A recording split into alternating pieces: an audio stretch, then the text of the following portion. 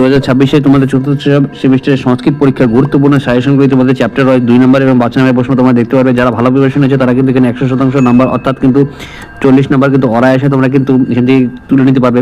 এবং যাদের প্রিপারেশন একটু কম আছে তারা কিন্তু অবশ্যই এখান থেকে পড়ে গেলে তোমরা কিন্তু পাস মার্কটা অবশ্যই এখান থেকে তুলে নিতে পারবে। তো তাই ভালো করে তোমরা কিন্তু প্রশ্নগুলি পড়ে যাবে। তো তোমাদের ছাত্রছাত্রীদের জন্য ভিডিও কিন্তু স্কিপ না করে শেষ পর্যন্ত অবশ্যই দেখবে। তো চলো ছাত্রছাত্রীরা আজকের ভিডিওটি শুরু করা যাক। তো সবার প্রথমে বিভাগ ক থেকে গদ্য থেকে পাঠ্য বই থেকে দেখতে পাচ্ছ, হাস্য বিদ্যকথা থেকে দেখতে পাচ্ছ 2 নম্বরের গুরুত্বপূর্ণ প্রশ্ন তোমরা কিন্তু দেখতে পাচ্ছ। এখান থেকে প্রশ্নগুলি দেখে নাও।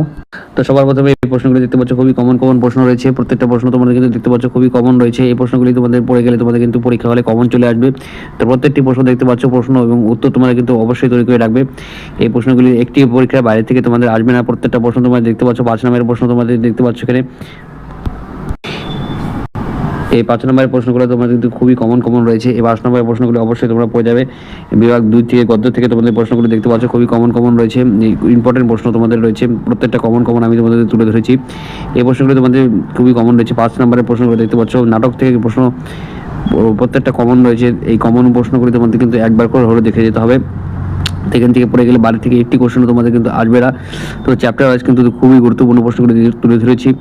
বিভাগ খ থেকে তোমার ব্যাকরণ থেকে দেখতে পাচ্ছি এই ব্যাকরণগুলি তোমাদের অবশ্যই পড়ে যাবে। কিন্তু ব্যাকরণে তোমাদের যে প্র্যাকটিস করতে হবে তোমাদের এখানে।